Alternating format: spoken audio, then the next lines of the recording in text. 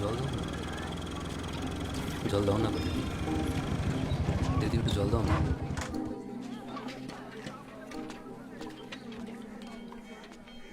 Key చాలు. ఇలా ఎండలో కూర్చొని అందరిని నీళ్ళు అడిగే బదులు నువ్వు వెళ్ళి పట్టుకోవచ్చు కదా. మేము బావిని అంట రాదు కదయ్యా అని ఆ బావి చెప్పిందా? నీ కుండ నిండాలంటే అయితే వర్షం రావాలి, లేదా నీలో ధైర్యం రావాలి.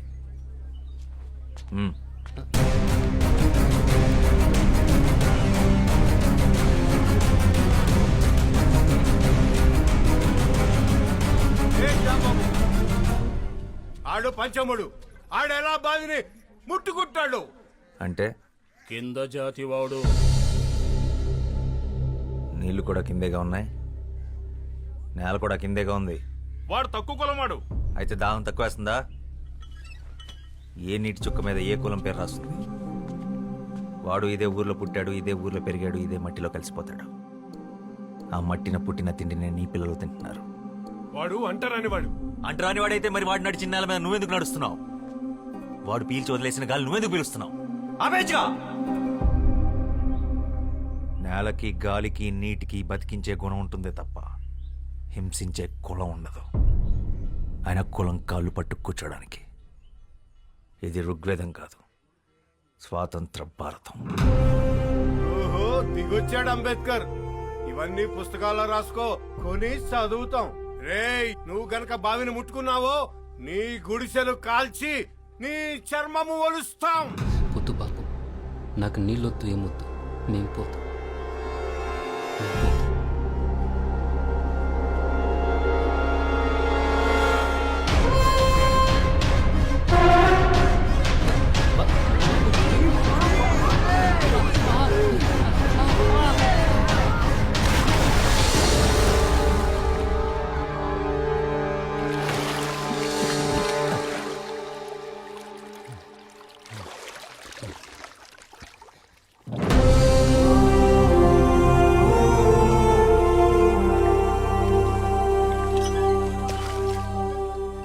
ఇప్పుడు ఈ బావి కూడా అంటరానిది, వాడికే సొంతం. దాహం అనుకున్న వాళ్ళు తోడుకు తాగండి, కులం అనుకున్న వాళ్ళు ఎండి చావండి.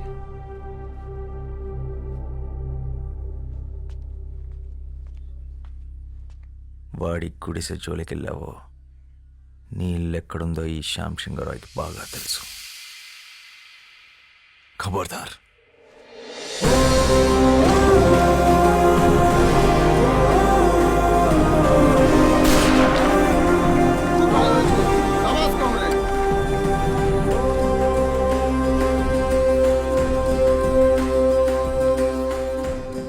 बंधु हमारे साथ आ जाओ.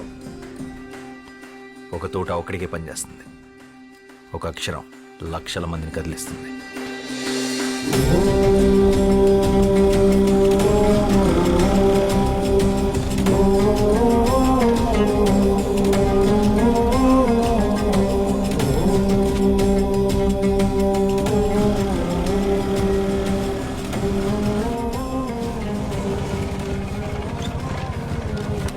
আকাশ ঘিরে মেঘ করেছে, সূর্য গেছে পাটে, কুকু গেছে জল আনতে পদ্মা দিঘির ঘাটে।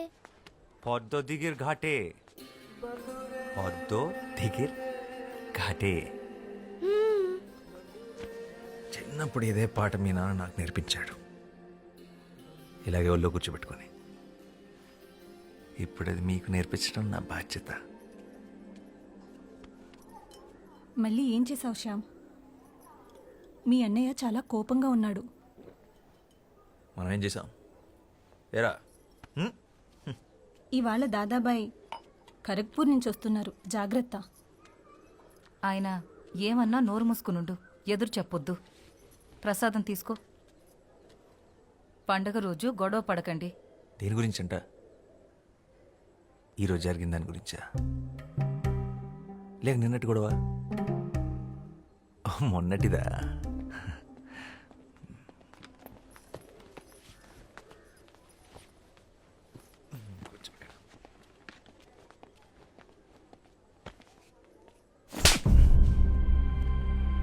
నువ్వేం చేస్తున్నావో నీకు అర్థమవుతుందా శ్యామ్?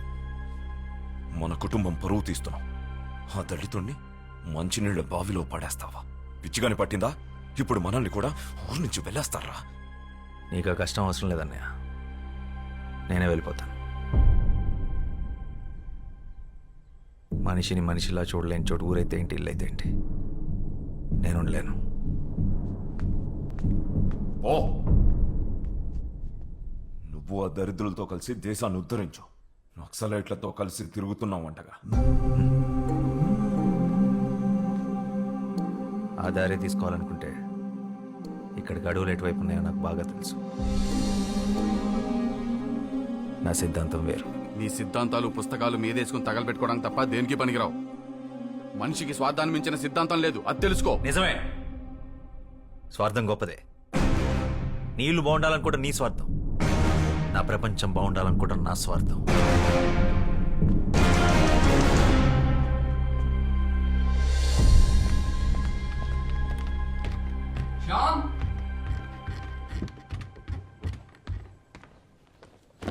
కోప్పడకురా, కొట్టింది అన్నయ్యగా. ఇది అన్నయ్య మీద కోపం కాదు మనోజ్, సమాజం మీద.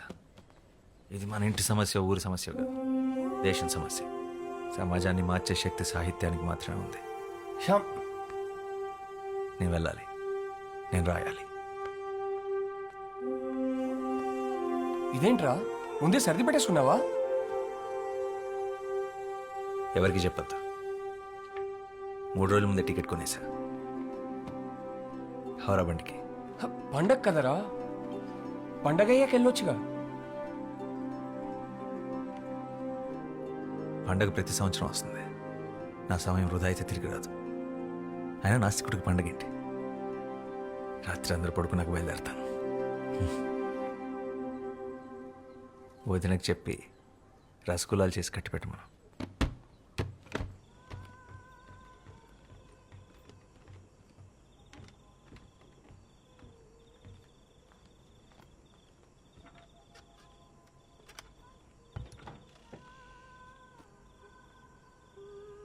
శ్యామ్,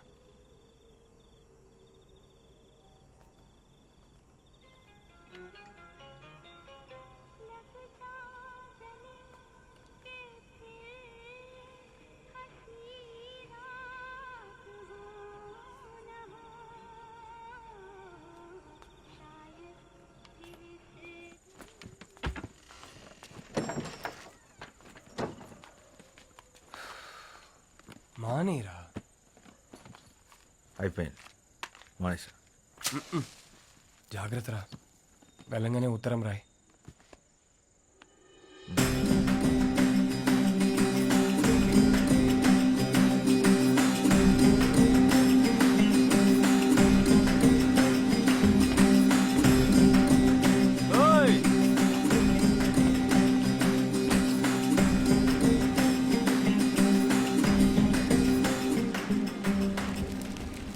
কেউ জানে মাঝি কোথায়? আজ নবরাত্রি শুরু হয়েছে, সেও নিশ্চয়ই মন্দিরে গেছে সবার সাথে।